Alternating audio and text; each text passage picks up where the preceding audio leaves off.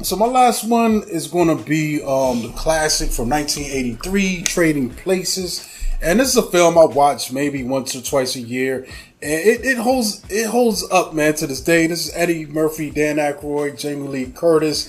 Shout out to Dom Amici and Ralph Bellamy as the Duke brothers. But those are our main guys here. You know, there's also some other appearances from Jim Belushi got an appearance in this.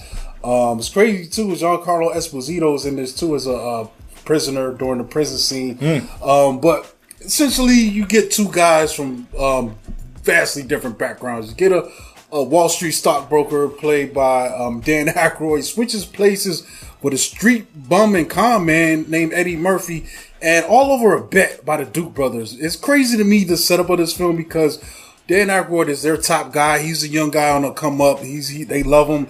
But then to make this dollar bet, wondering what if we put Eddie Murphy characters and gives him everything, advantages in life, how would he do? And how would Louis Winthrop do having to live in Eddie Murphy's conditions? And it's interesting, man. It's wild to me because Dan Aykroyd is immediately struggling. If he didn't run into Jamie Lee Curtis's character, he probably would have been dead in a couple days, or locked up. Versus Eddie Murphy, he kind of just gets a quick explanation and he's thriving. Yeah.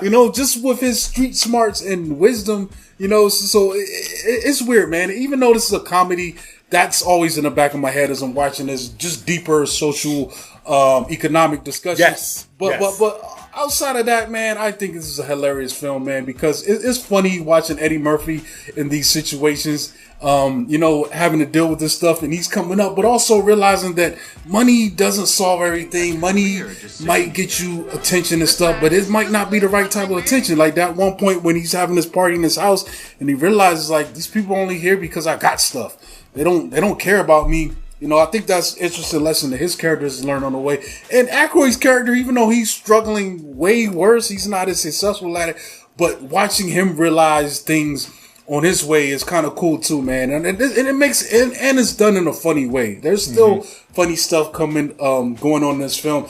And eventually, these two characters get together and conspire against the Duke brothers, who made this bet and twisted both of their lives upside down. So then that becomes another part in that last end of the film that makes it even more cooler, man. But this is probably, for me, my second favorite Eddie Murphy film outside of Harlem Nights, man. I think this is probably where he peaked. For me, some people like the Beverly Hills or the other things a little bit more, but for me, this is probably my second outside of the Harlem Nights. I think he did his thing here, man. He did. And one thing I love about this film is I love a comedy that can touch on very serious key points and do it in a funny way to make people take the time to actually let those things be heard. It's ultimately, it focuses on social status and how people, treat others that they feel are inadequate, or, the elites versus the